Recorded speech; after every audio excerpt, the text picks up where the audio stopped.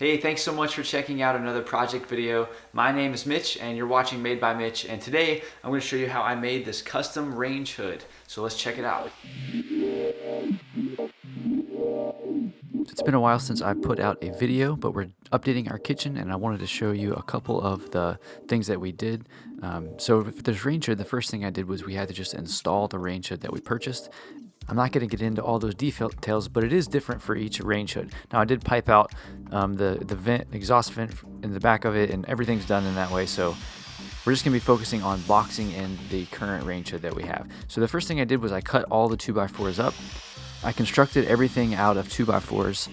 You could probably use something a lot smaller. This was a little bit overkill, but this is what I had, so it's what I used.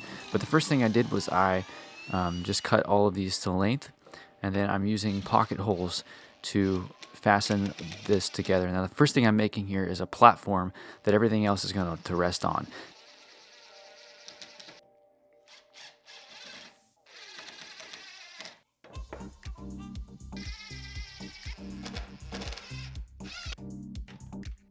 And so I made the platform, and then I cut a couple pieces that I will attach to it that will fasten to the wall. You can see me measuring up those here. Now I did use some weird angles. There are some weird angles happening here. I believe I did 10 degrees on each side and then 10 degrees on the front. So it does become a bit of a challenge here later on, but for now I'm just trying to make sure that I have my angles correct here against the wall. Everything's centered up, and then I just went ahead and I screwed these to the wall.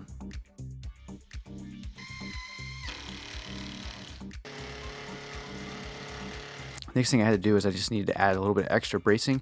I did attach the range hood into this 2x4 structure from underneath, so everything was level. And then I'm just using this 2x4 here and I'm bracing it against the back wall, which ultimately is into the studs. So I made sure that everything was really strong.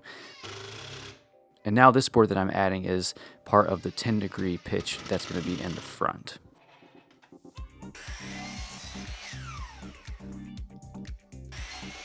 So after I got the front boards secured, then it was time to move on to the side boards to keep my 10-degree angle.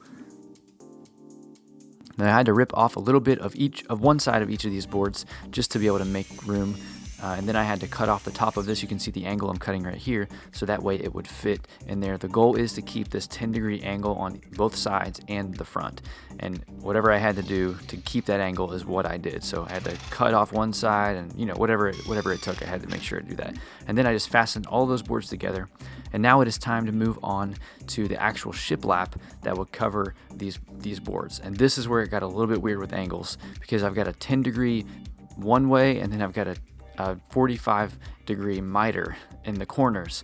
So this was really tricky, and honestly I don't think I figured it out. I thought I did, but I had to mess with this over and over until I figured out how it was going to work. And I'll show you some footage here in just a second that it wasn't perfect, but that's what I did. So I just cut the boards to length, and then I would use a finish nailer and I just nailed them to the frame that I built. This was a pretty simple process, and once I got my angle down, I could just go really quickly with these boards. Here is a shot of the 45-degree miters, and you can see they're not perfect. There's a little gap at the top of each one, but I'll show you how I fix this here in a few minutes. And so once I got the entire thing wrapped in the shiplap, I had to, for the final piece, I had to just rip off a little bit of the top, so that way it would fit under the ceiling properly. I'm initially tacking things in with a single nail with a finish nailer on each side. I do go back in later once I know everything fits. I attach everything more permanently. So after the shiplap was complete, I could move on to adding the oak trim around the bottom. So I just milled down some white oak, and then I cut it to length and cut it to thickness using a table saw, and then I added some finish. I believe I'm using a chestnut here made by Minwax. I just put a really thick coat on there with a foam brush, and then I wiped it off.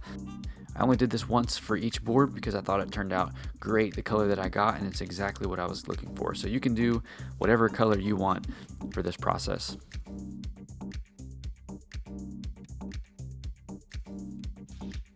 After the finished work was prepped on the oak, I could attach them to the range hood. To do this, I had to add a couple pieces of wood to attach them to. Using pocket holes, I just attached these to the front of the range hood. And then I attached this little cap almost, so that way when you're looking from the bottom, you don't see a gap between the range hood and what I've built. You see this little strip of wood. I painted it black so it looks nice. It kind of blends in. And this would be covered up, but it's just a little touch that I feel like would make it look a little nicer.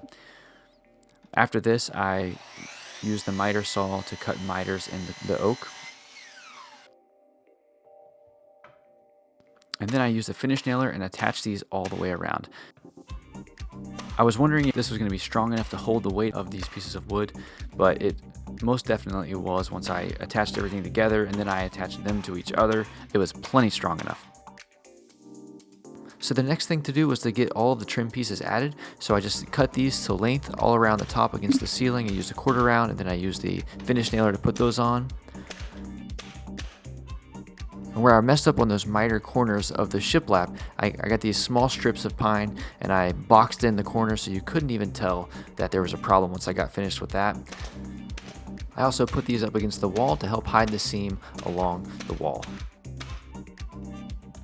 After this, the project was pretty much complete. I did add some caulking along the trim pieces to hide the seams, and then I painted off camera everything white, as you can see here, and it just turned out great. If you like this video, check out some of the other project videos I have on my channel. Thanks so much for watching. We'll see you in the next project.